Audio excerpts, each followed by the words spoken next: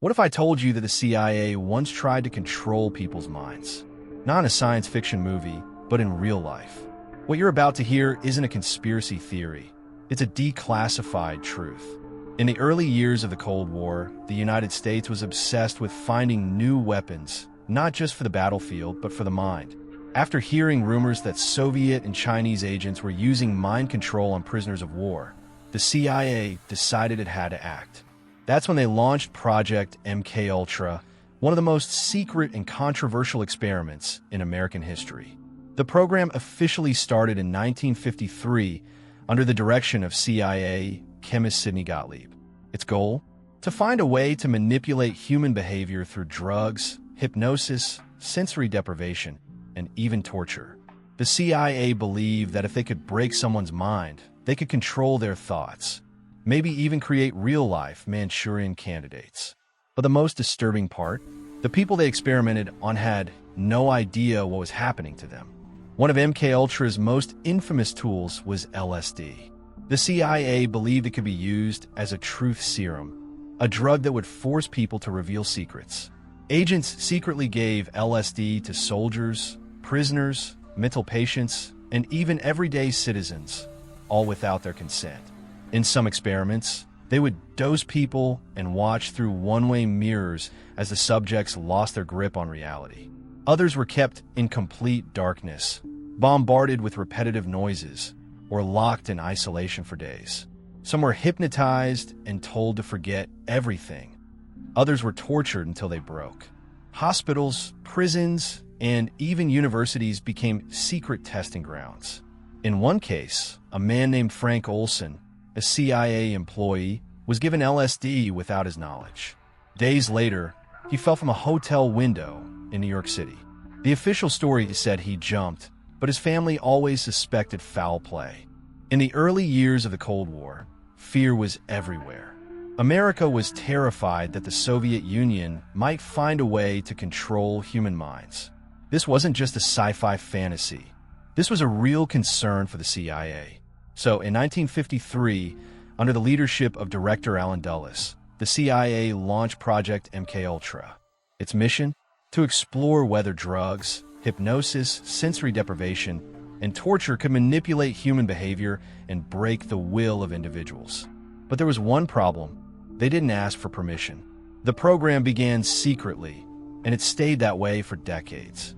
Funded by black budgets and buried in layers of bureaucracy, MKUltra became one of the most disturbing experiments ever conducted on American soil. And the worst part? Most of the victims had no idea they were part of it. The CIA targeted prisoners, psychiatric patients, addicts, and sometimes ordinary citizens. They were drugged with LSD without their consent. Some were kept in isolation for weeks. Others were forced into electroshock therapy or subjected to psychological torture. The agency believed it was a necessary sacrifice in the name of national security. But for those who suffered, it was nothing short of a nightmare. And as we'll see, that nightmare was just beginning. One of the central tools of MKUltra was LSD. The CIA believed that this psychedelic drug could be the key to unlocking or destroying the human mind. At first, agents took LSD themselves, experimenting on each other to see how it affected perception and obedience. But soon, that wasn't enough. They began dosing unsuspecting people in bars, brothels, and hospitals. One program, called Operation Midnight Climax, involved setting up hidden cameras in rooms where men were lured by sex workers, who had secretly been hired by the CIA. The men were then given LSD without their knowledge, and their behavior was recorded through one-way mirrors. Think that sounds like a movie? It's not. It's real. One man, Frank Olson, a U.S. Army scientist, was unknowingly dosed with LSD by his colleagues. Days later, he fell or was pushed from a hotel window in New York. His death was ruled a suicide, but many believe he was silenced because he knew too much. The use of drugs wasn't about healing. It was about breaking people, removing their sense of reality, shattering their minds, and rebuilding them from scratch. But what happens when you play with the human mind like it's a puzzle? You don't always get to choose what pieces stay in place. The MKUltra program wasn't a single experiment. It was a vast network of over 150 subprojects. Some focused on LSD testing, others on hypnosis, sleep deprivation, electroshock therapy, and sensory isolation. Many were outsourced to institutions, universities, hospitals, and prisons, often without the subject's knowledge. Subproject 68, led by Dr. Ewan Cameron at the Allen Memorial Institute in Montreal, is one of the darkest chapters. Cameron believed he could erase a person's mind and rebuild it from scratch, a process he called psychic driving. His method? Overdose patients with drugs, induce weeks of sleep, then play repeated audio messages, sometimes up to 500,000 times. Victims were reduced to shells of themselves. They forgot their names, how to speak, how to use the bathroom. These weren't enemies of the state. They were ordinary people seeking help for depression or anxiety. The CIA funded Cameron's work without informing the Canadian government or the patients. Decades later, survivors would file lawsuits, haunted by the voices played into their unconscious minds for weeks on end.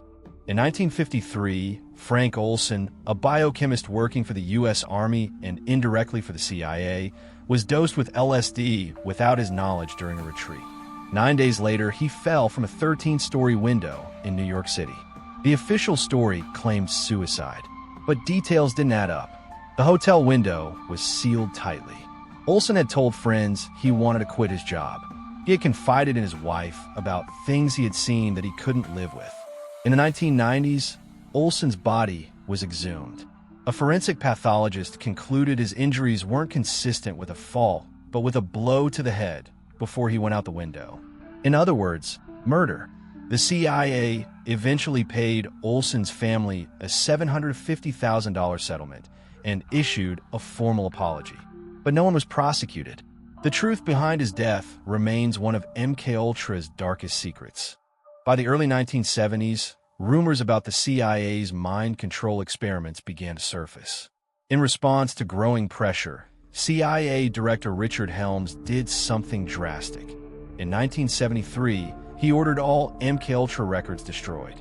Tens of thousands of documents were shredded, gone forever. Helms feared the fallout if the public learned the truth. He succeeded temporarily. In 1975, the Church Committee, a Senate investigation, uncovered fragments of MKUltra's existence.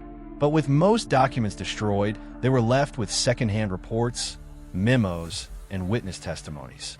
A year later, in a twist of fate, 20,000 financial documents were discovered in a budgeting office. These provided a paper trail, enough to expose many of MKUltra's operations. But the deeper truth, what happened in the experiments, who was affected, how far it really went, may never be fully known. The trail was deliberately erased.